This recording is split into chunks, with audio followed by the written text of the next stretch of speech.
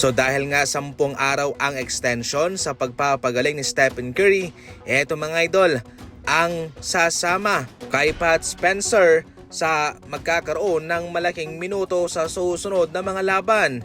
Si Pat Spencer sa ngayon ay nakakatanggap na ng 30 minutes. Yan po ang kanyang natanggap na playing time versus Chicago Bulls at siya ay nakapagtala ng 17 points at mayroong 3 tres. Subalit siya ay sasamahan ngayon nitong si LJ Cryer na nakapagtala ng 17 points din sa labang iyon. Itong si LJ Cryer ay makikitaan ng mas mataas na exposure kumpara kay Podziemski na sa mga nagdang laban ay nag-i-struggle. Malaking katanungan pa rin naman sa ngayon kung bakit para bang paborito talagang gamitin ni Coach Steve Kerr si Brandon Podziemski na kahit na minsan hindi maganda ang kanyang inilalaro sa labang iyon pero patuloy pa rin naman siyang ginagamit. Somehow, isang malaking move itong kanyang ginawa na kanyang bibigyan ng mas mataas na minuto itong si LJ Cryer sa susunod na mga laban.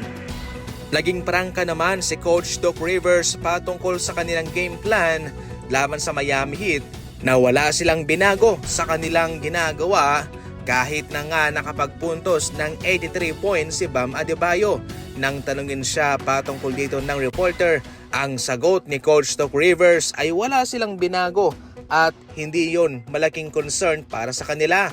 Malaki naman daw ang kanilang lineup kaya kanilang kakayanin itong si Bam Adebayo. Wala silang binago sa kanilang game plan, defense, wala silang inilagay na special treatment para sa kanya. Kung ano yung ginagawa ng Milwaukee Bucks sa kanilang mga laban, yun din po ang kanilang ibinigay kay Bam Adebayo.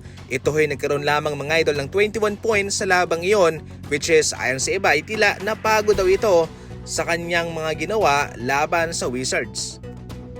Sa ating huling balita naman, Shaq, nakakatakutan daw itong Indiana Pacers sa susunod na season sapagkat eto na ang kanilang magiging starting lineup.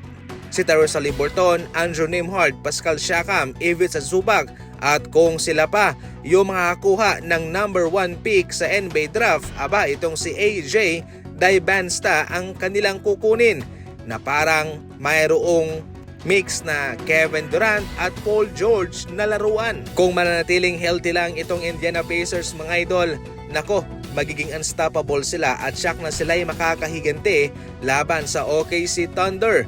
Kay Ivica Zubac pa lang ang kanilang pinakamalaking acquisition sa NBA draft. Malaking bagay yon sa kanilang looban sa pag-score, sa pag-block. Makakadagdag pressure sa depensa ng kalaban. Meron ka pang Pascal Siakam na mayroong championship experience.